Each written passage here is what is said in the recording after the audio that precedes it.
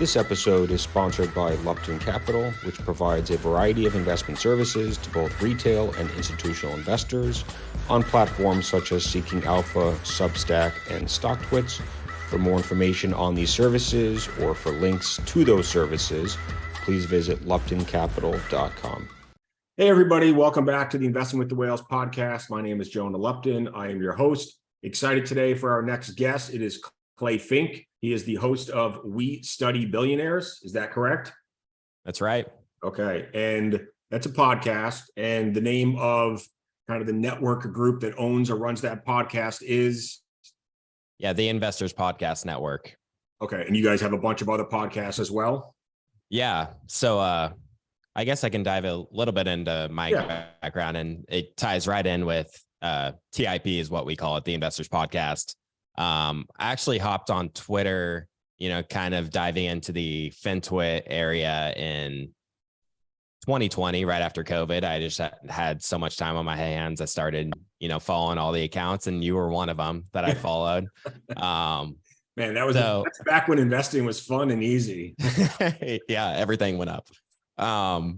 So yeah, got on FinTwit, started.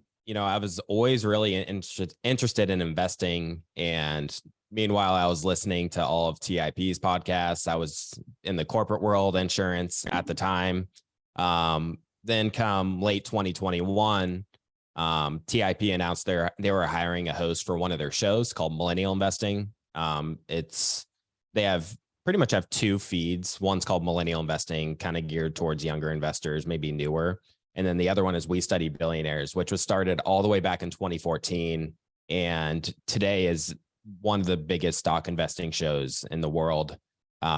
Recently, the We Study Billionaires show crossed 100 million downloads. Wow. So definitely a pretty big show. And now we have a number of different hosts on it that cover, different topics.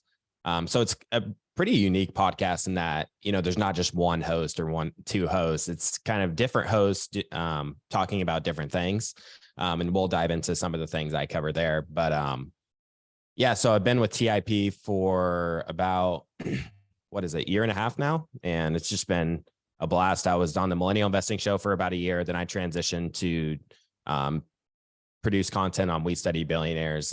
Most of the other hosts are doing interviewing people like Ray Dalio, Howard Marks, Joel Greenblatt, and a ton of other investors that you might find on Twitter. And then I've been doing a lot of more scripted episodes. So diving into the people maybe we can't get on the show, like a Peter Lynch or a Terry Smith, and just dive into their approach and help. Really, it's just all about educating people and helping them learn about stock investing and financial markets in general. Great. So let's talk about some of your recent episodes then. So I know you did one on Constellation Software, which is which was founded by a guy named Mark Leonard, who looks like a wizard out of a storybook or something. I mean, long white beard.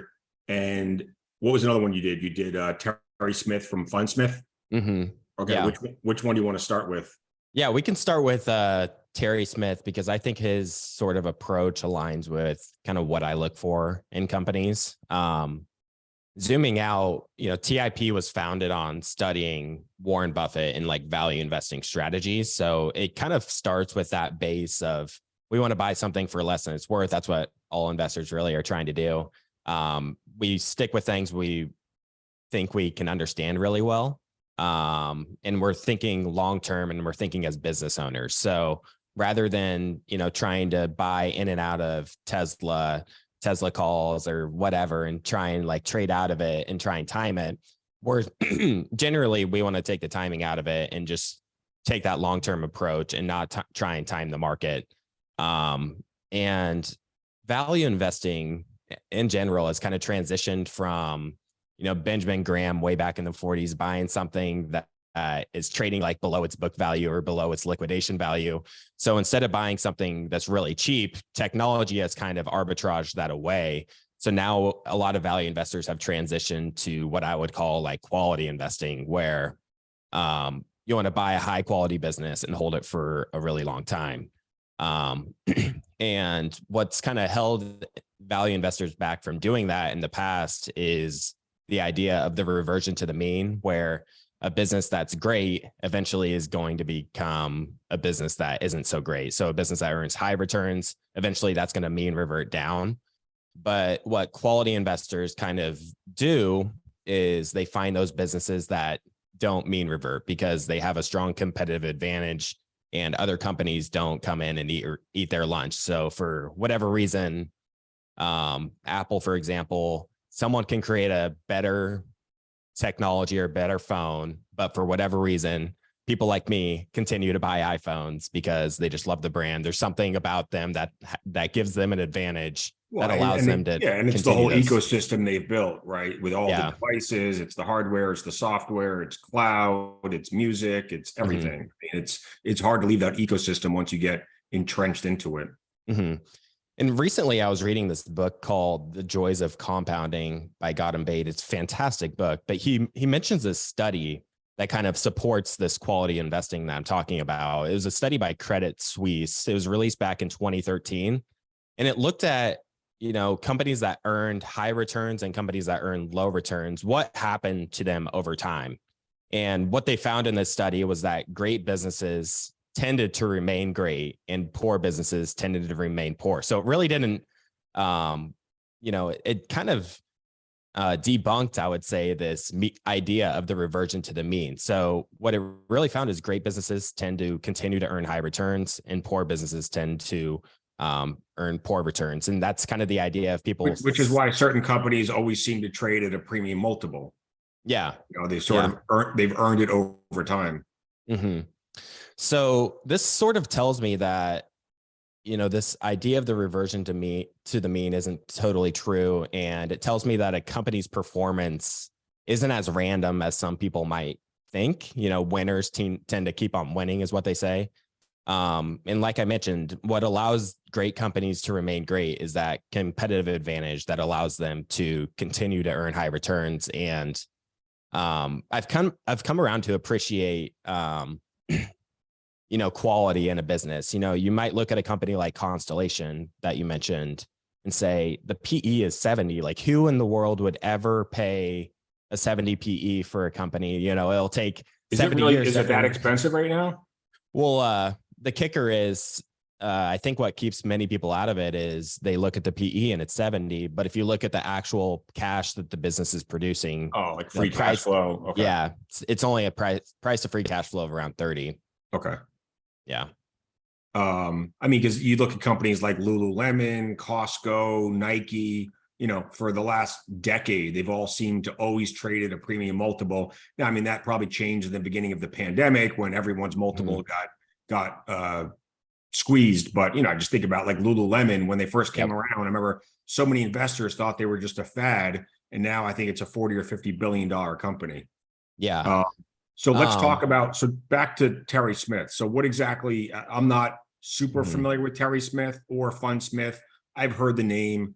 Are they traditional value investors? Are they more GARP investors? Like how would you break down their strategy?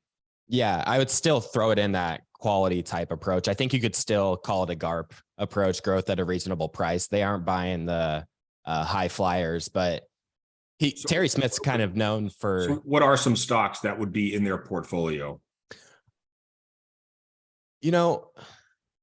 Microsoft has definitely been a big winner for him. That was one he bought early on, like early 2010s. He's held it all the way to today. Because I think that's when he launched Fundsmith, right? Around 2010. Yeah, around 2010. Okay. So I can't tell you too much about his individual holdings. I dove more into his approach. But his approach, essentially, he's known for these 3 rules, which essentially means buy great companies, don't overpay, and do nothing. And you mentioned how, these companies tend to trade at higher premiums. And this is where that longer term time horizon comes in. If you're investing for the short run, the valuations can definitely pull back. But if you are able to have that longer term time horizon and you're right on the business you're selecting, then the growth in the business takes care of itself. And it, makes the price in hindsight look cheap, but at the time it feels expensive. When he launched in 2010, I believe that's when he started, he had a pretty nice decade long bull market at his sales. So he didn't have to worry probably about, losing assets, having customers or clients pull assets. So then he's forced to, trim positions or sell positions. So he can be a little bit more patient. Does he have any trimming or selling disciplines that you're aware of? Like what would cause him to sell a position out of a portfolio? He's talked a little bit about this in his letters where he talks about how he's very reluctant to sell, but anytime there are times where he feels like, man, there's just like better opportunities out there, and he does sell. And oftentimes what these types of investors find out is that selling ends up being a mistake. So he might have trimmed Microsoft at some point, trimmed his Microsoft position, and then watch that just continue to outperform all of his other positions.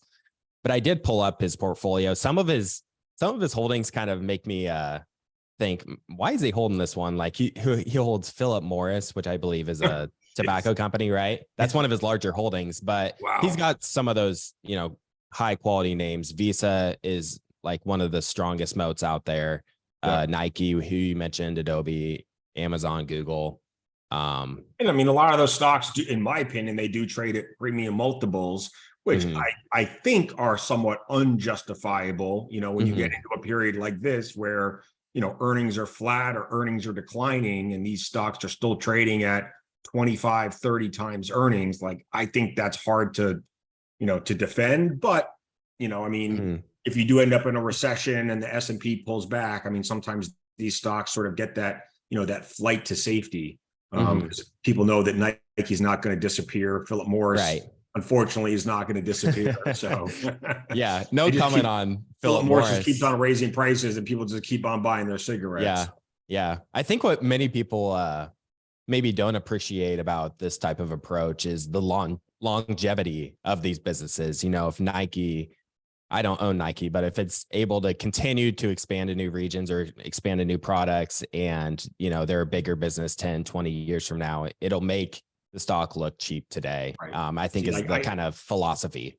I'd rather buy a Crocs, a Deckers, a on running, which came public a year and a half ago. Stocks pulled back 60% from the highs. I just started a position recently, on trades at 50 times earnings, but they're growing at 40% versus Nike's trading at 33 times earnings and, has single digit growth. So Deckers owns Hoka. So like, it just, I get it. Like if you're one of these big fund managers that manages maybe tens of billions of dollars in some cases, your investment universe, I guess, starts to shrink because, there's like a minimum market cap that you can probably start buying into. Do you have any idea how much money he manages in his funds? Oh, it's huge. I pulled up Datarama here, which shows the 13F. That shows almost 22 billion. And that's just his US holdings, where he's based out of Great Britain. So he probably has international. Okay. He probably has international holdings too. I'm sure he's got a ton of European stuff. Yeah. Wow. Okay. So, there's a good chance he's managing 30 plus billion in assets, maybe more than that. Wow. Okay. Okay. Let's turn to, so what can you tell us about Mark Leonard and Constellation Software, other than the fact that the stock is up huge over the last 10 or 20 years? Yeah. So this is actually one I actually purchased a position in this year. I read Chris Mayer's book, 100 Baggers, for probably the third or fourth time. And I actually interviewed him just recently. I read it twice. Yeah. Yeah. I listened to it twice. Yeah. So I was looking on Twitter and looking at his portfolio, and I saw Constellation Software was one of his holdings. And I started to dig into the company, find Mark Leonard, read his letters. And, I guess, I don't know if there's any other way to say that I fell in love with this guy as like a CEO. And what does he do? An annual letter? So he's written quarterly, then annual letters. And I guess I'll have to zoom out and talk about what he does. So Constellation is an acquirer of all these small, tiny software businesses, and he's been very successful with that. And he talks. When you say acquire, like serial acquirer, they've done hundreds, right? Right. So he actually hasn't been releasing letters recently. He released one in 2021. And I think before that, it was like 2017 was his last one. So he's kind of gone quiet, which in my eyes, like he's this guy you can really trust to, be a steward of your capital, I would say. Yeah, but it's weird how he'd get away from doing that after, I mean, Constellation has become such a kind of a household name now than it was 10 years ago. And they just keep doing these acquisitions. You would think he'd still want to do the annual letters, just to talk to his shareholders. So that's surprising. Huh. Right. He kind of said, he doesn't have a whole lot new to say. And he's the kind of person where if you don't hear from him, then there's nothing bad to report. If you do hear from him, then he'll let you know. Nothing's wrong. Yeah, we're running into some headwinds. Does he talk on the quarterly earnings calls? To my knowledge, they don't do earnings calls. Really? Yeah, they're based out of Toronto, Canada. Okay. And they're very unconventional. Interesting. Okay. Yeah. I mean, it is like I do follow some Canadian investors on Twitter, and all of them have a position in Constellation Software. It's like an unwritten rule. If you live in Canada and you invest in the market, you have to have a position in Constellation Software, Shopify, some of the Canadian like resources companies. And is Costco based in Canada? No. Oh, okay. Because it seems like they all own Costco too. Yeah, I think Constellation's one of those businesses where throughout the 2010s, people just said, eventually they're going to run into a brick wall and just, run out of finding businesses to acquire. But they've, people haven't appreciated the longevity of how far they're going to be able to grow. There's so many software companies out there, and there's so many software companies that, do $500,000 to $5 million a year in revenue. Exactly. Nobody else is going to buy them because they're too small. But, exactly. But Constellation, that's their bread and butter. So why, like, what's their strategy with buying all these small companies? Is it like you buy a company that's doing $1 million in revenue, you get rid of management, you reduce a lot of the overhead costs, you scale up the business, and maybe 5 years later it's doing $5 million a year in revenue, and their operating expenses as a percent of revenues are way down from when you bought it? Like, is that kind of their strategy? So the way they approach it, it's somewhat similar to a Berkshire Hathaway, except applied to this specific niche of VMS software businesses is what they're called. So they call themselves like a permanent capital vehicle. So a founder starts their software company, they grow it to a few $1 million in revenue, and then they want to sell it to a company that will actually take care of their business rather than selling it off to someone that will pay a super high price. So they see Constellation as, a place that's going to, take care of their business. And Constellation is just like totally hands off in terms of these businesses they're buying. They buy the business, they let the managers do what they need to do. And then for the most part, so they'll sometimes keep management and founders in place. Yeah. Okay. Yeah. And then a lot of the cash flow that's produced by all these businesses gets pushed up to what they call like their, the acquirers, the people who are in charge of finding more businesses. So they're able to get, typically over a 20% return on these businesses they're buying. And a lot of the cash flow that those companies produce is going into more acquisition. So it's just an acquisition machine. And he's created this really unique culture, business organization and structure where it's totally decentralized. It's like Mark Leonard's not making all the decisions. All the managers and the business units are doing what they believe is best for the business. And they've just created a formula that just works, and it's produced return on capital of around 25% on average over the last 10 years. And then you have single digit organic growth in the revenues of those businesses. So the businesses generally don't need any reinvestment, that they're growing, say, mid-single digits in organic revenue growth. So that equates to, the value of the business increasing 25 to 30% year over year as they continue to make these acquisitions. But since they're getting so big, I believe the market cap's around $37 billion. Since they're I was getting so big, just they have looking to, at that. Yeah, it's like 36, 37 billion. yeah, they And need to I'm expand looking at into the making revenues. So over the last 10 years, they've grown revenues at a compounded annual growth rate at about 21%. Yep.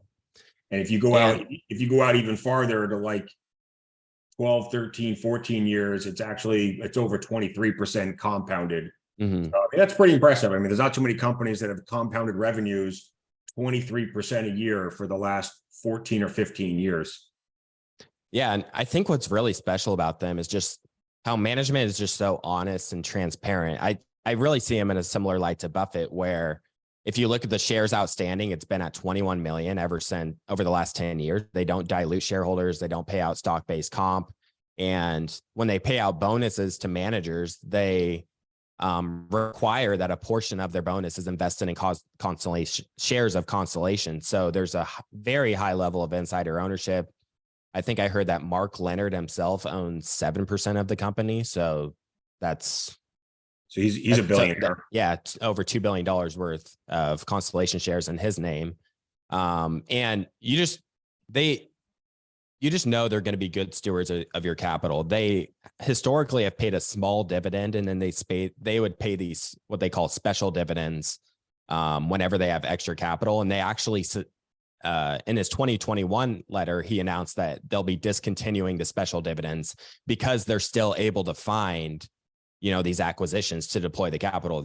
Management was kind of pushing back on Leonard, saying, we have all these opportunities for acquisitions. Why are we paying out a special dividend? So I think that's sort of a testament to they still have a runway for growth 5, 10 plus years from now, I think. So I'm on Ticker right now, and I can only go back to 2006. I don't know if that's when they came public or not. That's right. I mean, that's 15 or 16 years. Compounded annual growth rate for revenues is 24%, which is pretty impressive. Not too many companies have done that. And then if you look at the stock chart, if you go back to, so I can only go back to 2012 for some reason on the stock chart. Yeah. But if I do, they've never had a down year over 30% for the stock. That's good. Yeah, I mean, it looks like the biggest drawdown was probably in March of 2020. But the stock's up like 1,800%. Yeah, it's up over 125 times. But another interesting thing about that is people will see that and they'll say, whenever there's a recession, it's just going to get hammered. And I don't know if that's necessarily the case, because during like the great financial crisis, for example, they run their business very conservatively. They don't take on debt if they don't need to, unless there's like a really, really good deal, like really good opportunity, and it'll add value to shareholders. But if we see like a huge recession, which, may be brewing as we're speaking, I think that the market for buyers of these businesses is really going to dry up, and it's really it's actually going to be beneficial to Constellation, because they're like cheaper. Yeah, it's just like Berkshire Hathaway, where they're the only ones with cash, and they're the only ones who. So it's almost counter-cyclical in a way. And there's not that much liquidity out there for those types of software companies. Salesforce is not going to buy them. Zoom's not going to buy them because they're too small. It's just not in their wheelhouse. They don't want to manage all these small little businesses, but clearly Constellation doesn't mind doing that.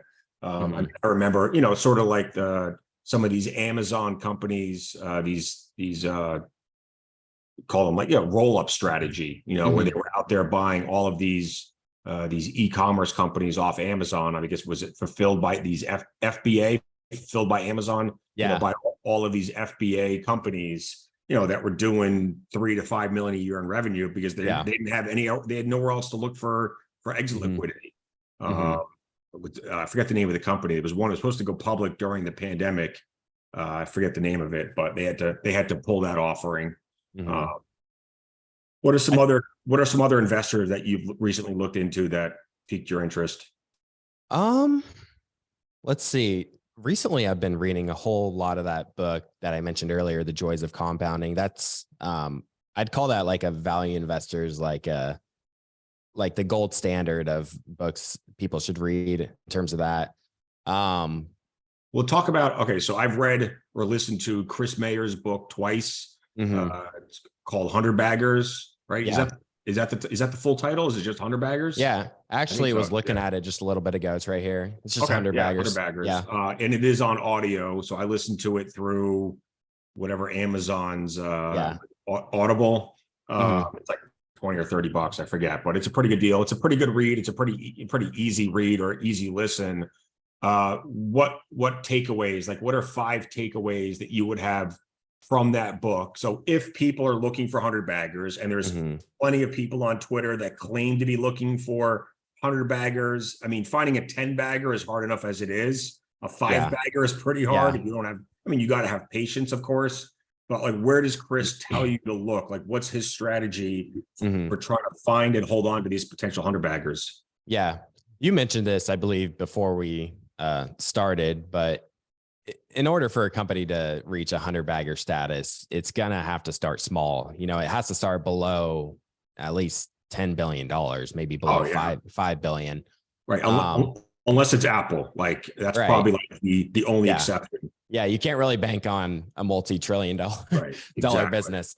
So takeaways from Chris Mayer's book for me are, you want to find a great business with a great management team. That means the business needs to have some sort of competitive edge or competitive advantage that differentiates it from other businesses. And like I mentioned earlier, it needs to be able to, sustain that for a really long time. And that's really hard to find. For me personally, I don't want to buy a stock I think will go up by 100x. I want to buy something where I think gives me a high likelihood of achieving a solid return. Say its return on invested capital and its growth rate is around, say, at least for me, around 15% is what I try and look for, at least 10% for sure.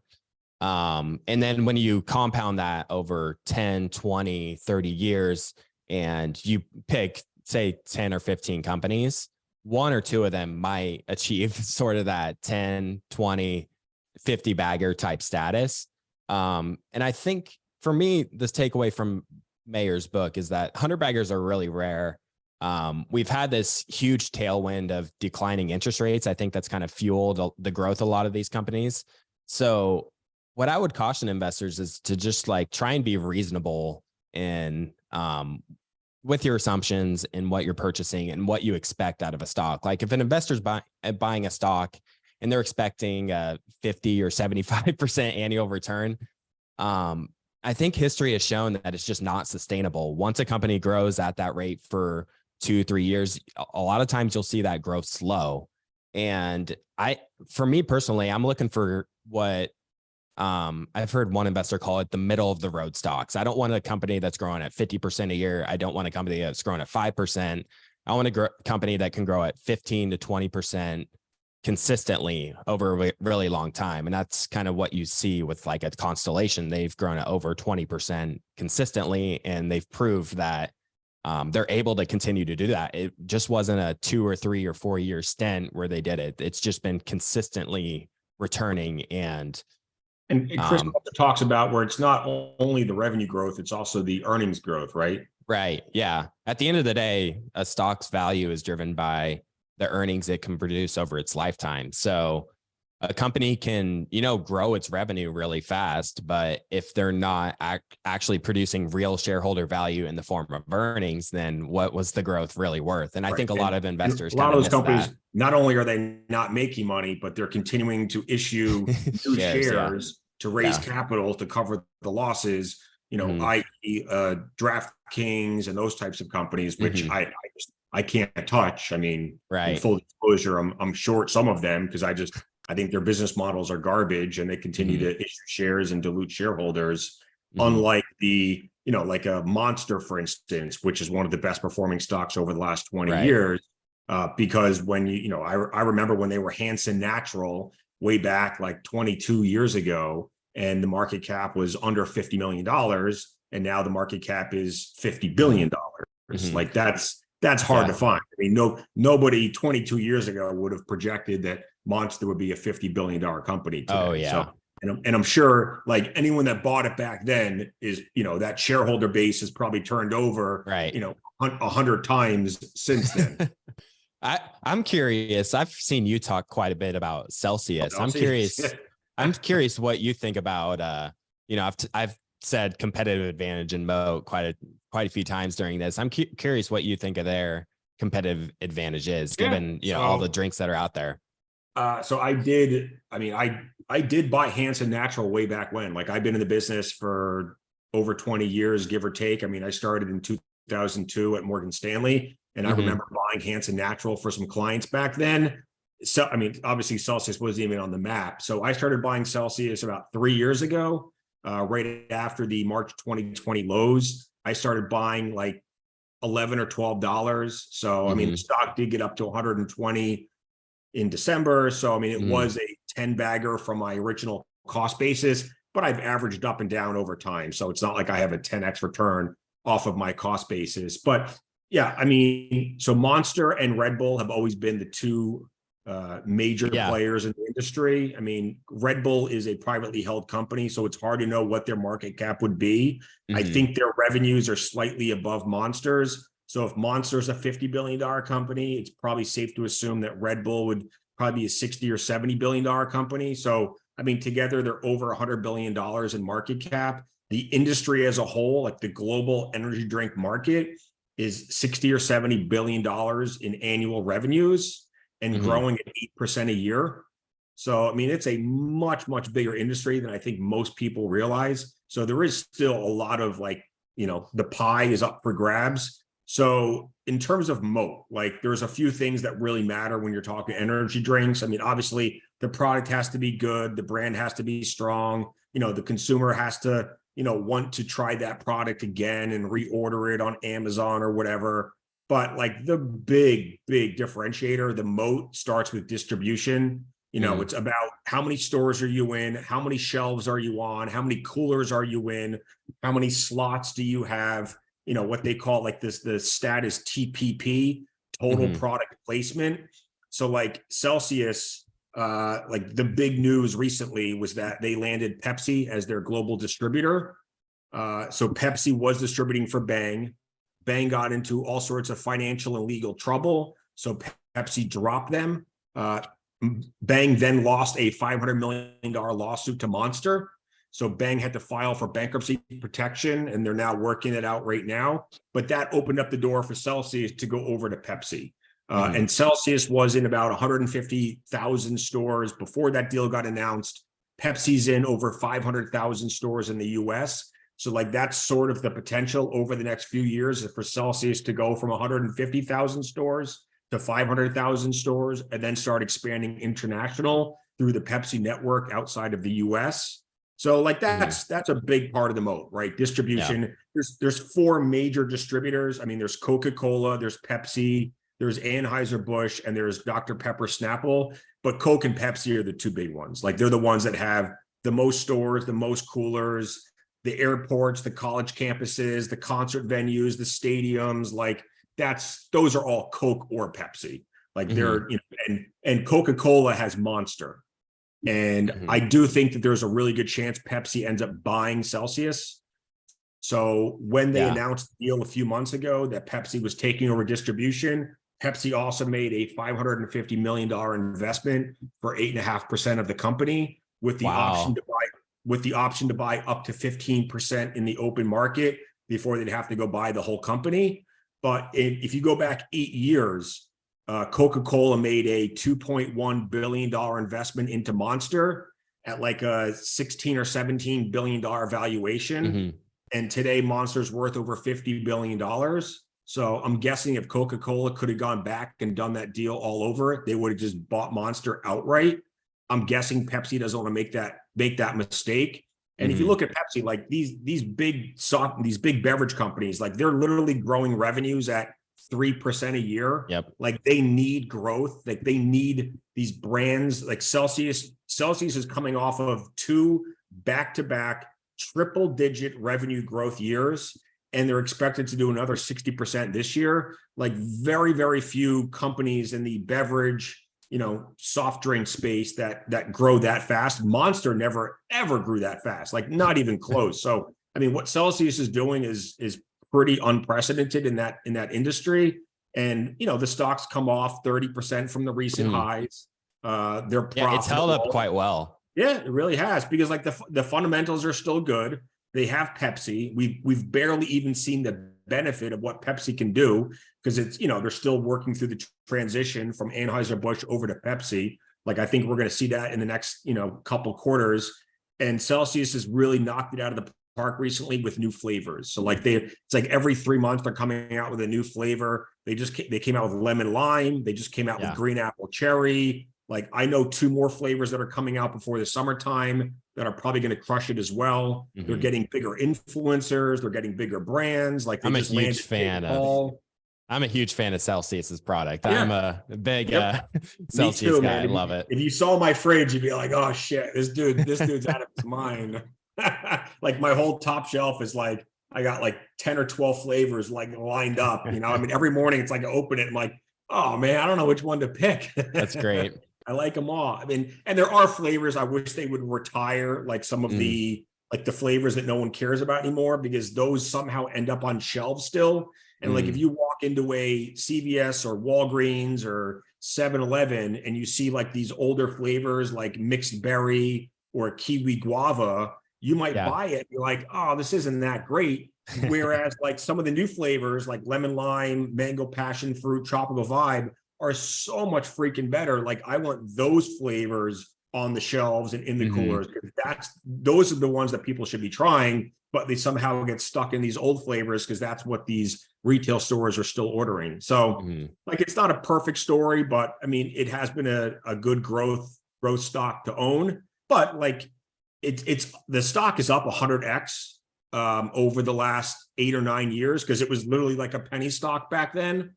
It's not going to 100x again, right? Like this is what we're just talking about with 100 baggers. Like once a stock, Celsius is now a $6 or $7 billion market cap. Like 100x from here makes it a $600 billion company. Like that's not going to happen. Yeah.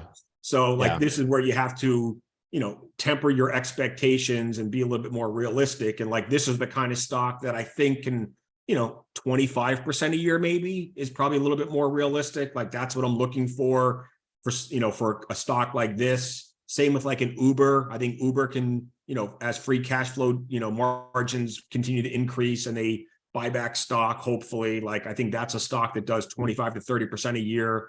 And then you have stocks like InMode, which is, or Crocs, for instance, where the big growth is already gone. But now you have these stocks that are trading at 10 or 11 times earnings, huge free cash flow margins, and they're going to start buying back stock and returning capital to shareholders, which will expand the multiple and hopefully move the stock higher. So, like that's probably part of like the Terry Smith strategy, right? Buy high quality companies at good prices, reasonable multiples, return capital to shareholders. They don't dilute their shareholders because they don't have to. Like it's hard to own these software companies with, they're giving out stock-based compensation like it's fucking Tic Tacs. Like 30, 40, 50% of revenues going out the door in SBC. Like it's hard to overcome that. Like, you look at where these share counts are going to be in 5 or 6 years, and they're like 50, 60, 70% higher than they are today. Like the earnings, I don't think earnings growth is going to make up for that. So like, I just think a lot of the software stocks are going to be disappointing investments for shareholders. Like I'd rather own a stock that's trading at 15 times earnings and growing earnings at 15% a year and buying back stock with all that free cash flow. Yeah. I think you hit on a really good point there that I think more investors need to understand stock-based comp. And that's kind of what I was alluding to earlier, where essentially you're like partnering with great managers. If you don't understand, who the management team is and what sort of actions they're taking, a lot of investors can be taken advantage of through stock-based compensation, where it's kind of a sly roundabout way of, taking money from the shareholders and giving it to the executives and management team. Look at Zoom. I think Zoom did $1.2 billion in stock-based compensation last year. I mean, they're profitable, but like, growth has slowed way down since the pandemic. I mean, this is not a company that's growing revenues at 50% anymore. They're growing revenues at 15 or 20% and diluting the hell out of their shareholder base. DraftKings lost probably $500 million last year and dished out another 600 or 700 million in stock-based compensation. Palantir, Salesforce, Snowflake. I mean, these companies are, that stock-based compensation is really high. I know Salesforce has done a lot of acquisitions over the last 10 years. So their outstanding share count has gone up a lot because of that. But even if you strip out the acquisitions, I mean, they're still issuing a lot of shares every year. And then Palantir, whenever you see that, I go to Clay Finck, for instance, and you can pull up, any ticker, type in shares outstanding current. And when that chart goes from, lower left to top right in a straight line, that's a stock you got to be a little scared about. Yeah. I mean, shares outstanding is a really good metric, I think, to take a look at. I think what sort of differentiates my approach from yours is, I want to see shares outstanding are level or they're declining a bit over time. And I like to see a really long history of, revenue growth, earnings growth. And when you get into a company like Celsius, it's really exploded. I think you really need to know the business really well. And I think, and what's interesting about Celsius is their stock-based compensation is very low. It's under 0.5% of market cap a year versus the software companies that are 3 to 5% a year. So you have an energy drink company that's growing like a software company, but literally 1/10 of the stock-based compensation, in terms of dilution. I know some of the companies that have done the best over the last 10 years, 15 years are the ones buying back the most stock. Apple's bought back $500 million $500 billion in stock. Tractor Supply, Old Dominion, those are the companies that buy back a shit ton of their stock. Visa and MasterCard, I think, are probably on that list. Yeah. And they're the ones that continue to just put up stellar returns, and they have the cash on their balance sheet. So when the market gives them a chance to buy back their own stock at a discount, they typically jump on that. Yep. That's a sign of a great management team, I think. Opportunistically taking advantage of those price drawdowns and looking at their, opportunity to invest. They can reinvest it back in the company, or if, the stock price is more attractive and it's at really attractive levels, and that's a chance to add value to shareholders that way too. So what's your next sort of deep dive investor podcast?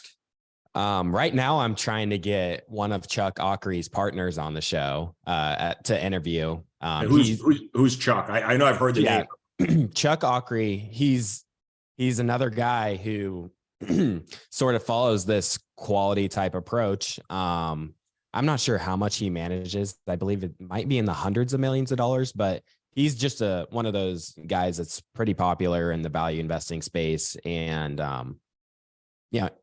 his firm, I don't think, does interviews very often, but I'm excited to hopefully get him on our show, and not Chuck, but one of his partners. Okay, cool. Yeah, I mean, I feel like if you're one of these guys like a Terry Smith, where you're managing that much money, I mean, you can't be in and out of these positions, partly because if you're investing money on behalf of endowments, pensions, foundations, et cetera, they're permanent capital in their own right. Now they may not care. I mean, at the end of the day, they probably care more about returns than anything else. But, these better investment managers, they know how hard it is to time a stock. I mean, I run into the same problem. If a stock goes up 50%, do I trim it and pay the capital gains and hope it pulls back so I can buy it cheaper, or just know that it might pull back on me? And if it does, then I'm ready to, to add to my position. That happened recently with Transmedics, which is they make the heart in a box, these OCS machines. And the stock's up 300% in the last year. Do I trim it? I mean, I still like the stock for the next few years. And it's hard to get in and out of these stocks because you're typically going to time it wrong. You're not either going to, you're not going to get out at the right. If you get out at the right time, you then have to get back in at the right time too, which means you have to time it perfectly twice, which is hard to do. Yeah. I actually just looked up Ockery. He actually manages over $11 billion. And he's got MasterCard here on Datarama, it shows MasterCard is over 18% of his portfolio. And I think a lot of that's because what you're referring to, where he's just let it ride for so long and he's not really selling it unless he's like legally required to trim it. And he actually has 9% of Visa as well. And I've heard their team talk about how when a position gets too large and they can't really add to it, and they want more exposure to that theme, then they'll expand to other players in the space. So Visa and MasterCard obviously dominate that area of payments. I don't think most people would even understand how big those companies are. I mean, I think together they have like a combined market cap of $800 or $900 billion. I mean, all they are is, they're the payment gateways or the payment rails for all of these banks and credit cards. I mean, I probably don't even understand half of what they do, but they are as close to a monopoly as you can probably get in any industry, when you take the two of them together. So, well, thank you so much, man. It was absolutely great to talk to you today. Where can we find you? Yeah, I'm on Twitter at Clay_Finck. You can check out my podcast episodes on We Study Billionaires. Actually, last week I released one on Mark Leonard and Constellation Software. It's episode 531. If you find that in our feed. Where's the best way? Can they subscribe on YouTube, Spotify, Apple Podcast? Yeah, we have the We Study Billionaire show on YouTube, and then any podcast app that you use. Which one performs the best for you guys? Where do you get the most downloads or views? Yeah, I'd say it's about even. I'd say Apple might be a little bit bigger, but Spotify is probably, it's coming up. It's an up and comer. That's pretty big. So it might be about even. So it's more the podcast apps than YouTube. Oh yeah. 100%. Since the We Study Billionaires started in 2014. So we've, garnered so many subscribers through that just follow the show and they get notified with new episodes. So, I mean, I'm trying to grow my podcast as well. I mean, do you have any tips for me or anyone else looking to grow a podcast? Because like the traditional digital marketing, SEO, SEM, it doesn't really work that well for podcasts. I mean, it's sort of word of mouth, referrals, someone listens to an episode and then shares it on Twitter or LinkedIn. What's worked the best for you guys in growing your network, your audience? Yeah. I mean, I hate to say it, but a lot of the success is just being the first mover. Really? In 2014, they started the show. They were one of the only stock investing podcasts out there. So they moved to the top. Now there's like a million, literally. Yeah.